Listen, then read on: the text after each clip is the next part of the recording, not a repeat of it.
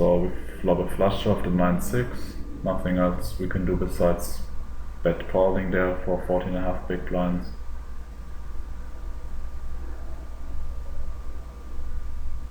And we hit our flush in turn, which is always nice. With the 8-3 on the right for 7.7 big blinds, I would just go ahead and limp. We didn't limp so far, so it looks really strong and we can probably take it away a lot on the flop. I wouldn't fold it, I think we're a bit too short for that, so I would probably just go ahead and limp. As we have it now, what is your cutoff for raise folding and limping short? Yeah, I think for raising it's like 8 big blinds, 8 to 9 big blinds. Below 8 big blinds, I don't think we can really raise fold anymore. But against some villains who are passive and don't raise our limps wide, you can limp down even to like 6 big blinds and try to take it away on the flop. I do the same. Okay, let's see what it is.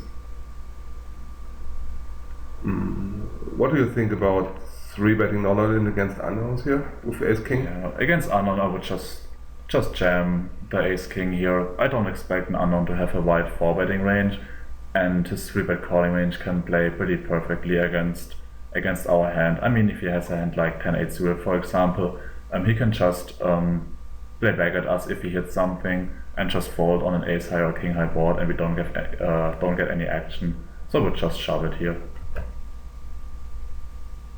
On this flop, standard c-bet, something like 50 or 60 is fine. What do you do on the turn here? I'm not betting at least, because really makes no sense. I think we are not folding out anything here. If I think I'm still good with ace-king, I'm more inclined to check call here on the turn. Yeah, I agree. I mean, if we bet, don't fold out anything better, but I guess we get float a decent amount and we can check call as we have the best hand there. Interesting fold. Yeah, don't know what he folded there. And if you bet, I would bet bigger here, because this size on the turn was so inducing to ship over with weak hands over, so we can't really call. Yeah, but what did we bet? I think 80 into 280 or something. Yeah, I would go for like 100 or 110, so we don't actually induce. So yeah. Good raise to 7 deuce. On this flop, I would just check behind. Deeper stacks I would definitely bet against the average opponent, as he isn't check raising enough, but still this board hits a lot of his flatting range, and especially like short stack, people are check jamming a lot, and we can't really call an all in, so I would just try to realize my showdown value here. So I like to check behind. Now we face a lead and we call. What do you think about the call there? I just fold here. We are already beat by so many hands, and if we call here, he maybe has a speed on the river, and even if he decides to continue to bluff, we can't really call with our weak third pair at the moment. So I just give up here. Yeah, I agree. I would just fold there.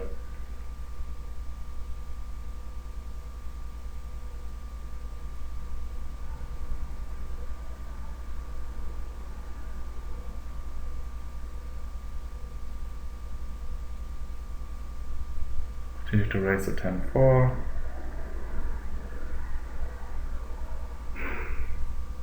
On this flop, again, you can go a bit smaller, but 40 is fine. And fold against a check raise, nothing else we can do there.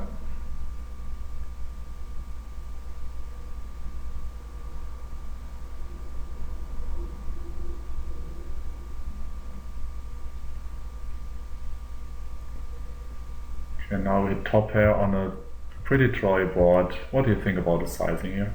I prefer bigger sizing. As you said, the board is drawy, and we get many calls from such a big part of his range, so I go with at least 55, maybe 60 here. Yeah, I agree.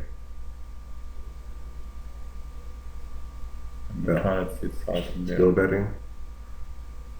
Again, he bets pretty small. I prefer a bit bigger bet again, something like 110, 120. Yeah, to 120. I mean, 10x is never folding, and most draws will probably also continue against a bigger sizing.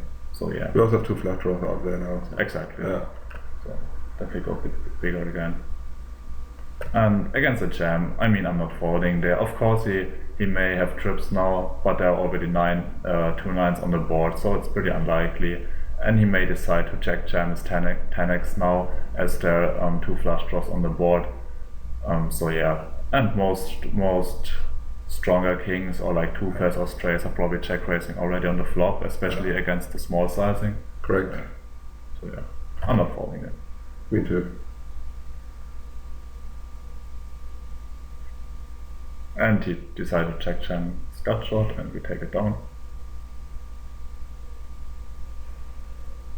To right we see that our air, and on this turn I'm just giving up. I mean, check 10 is hitting, we don't fold out a queen, he may have a weak king, so, and we have like no equity at all. Yeah. So. I'll just give up. Yeah, so Those two Broadway card boards are really hard to barrel, and even when the only possible draw with Jack 10 comes in on a turn, I'm just giving up here. yeah, I mean we can fold out a 6, but that's just too little of a range really.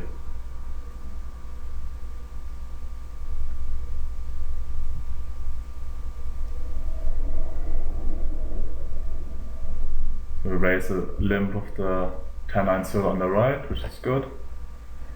Plays really well. And we get 3, but I'm just folding there. It's a big sizing. I think it's a pretty nut range. We don't have the odds to call, and probably even have reversed implies with it if we hit a 10. Yeah, against this nutty range. I mean, now we have 250 left in a pot of 320, so yeah. We can't really do much. So I would just fold pre-flop.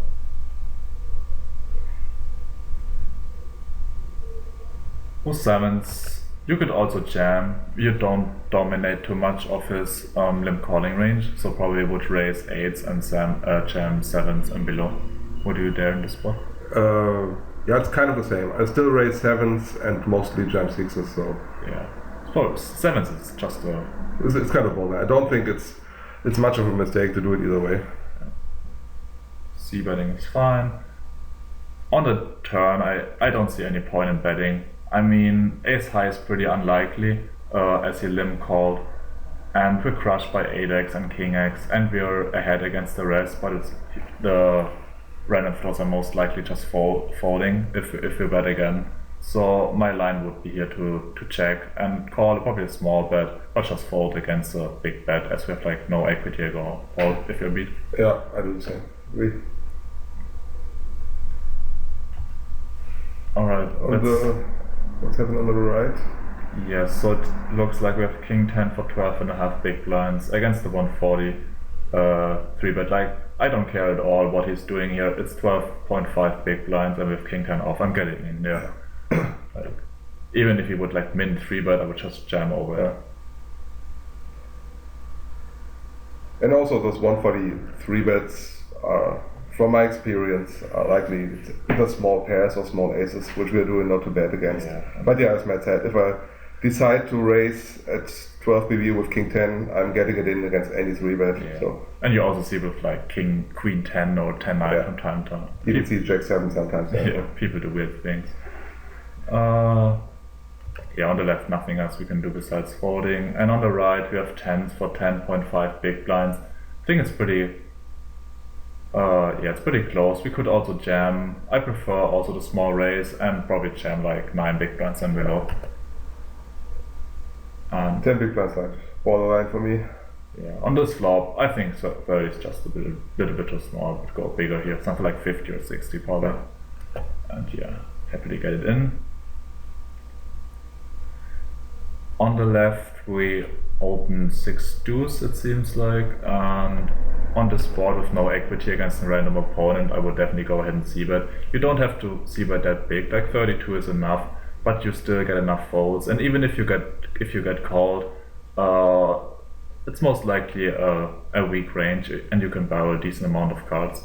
So without equity, readless, I would just c-bet there. Yeah, agree. On this turn, if I would check the flop, I would definitely go ahead and bet. I mean, there are a ton of draws out there, king high, even some ace high. So yeah, just go ahead and bet there with the bottom pair. I'll just check it. Yeah, on the river, there's no point really in betting now. And we chop it. What happened on the right? Checks, pre-flop raise. Yeah. What do you think about the check here on the flop? Oh, I'm never checking back here. It's yeah, so many parts of his range hitting this board where we definitely get value from. And then another reason is if a 9 or a 10 hits on the turn, we are not scared of him into the straight, but all our action is killed. Maybe if he's afraid that we have the straight, so he probably just check folds his 8x on the turn. So yeah, it's a mandatory bet to get value on the flop here. Yeah, just a clear value bet, and also if he looks at stack size, it's like if we now bet turn, we have a very big stack left on the river, so we can get all in. So it's a really mandatory C bet, and we can against the average opponent you can go even bigger, like 40, 50 here.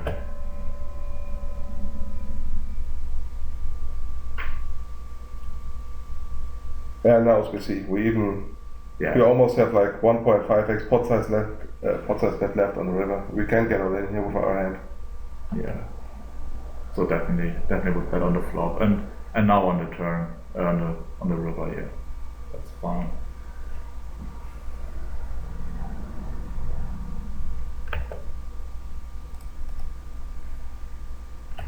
Right, let's wrap it up here. Thanks for watching and good luck at the tables. Take care, guys.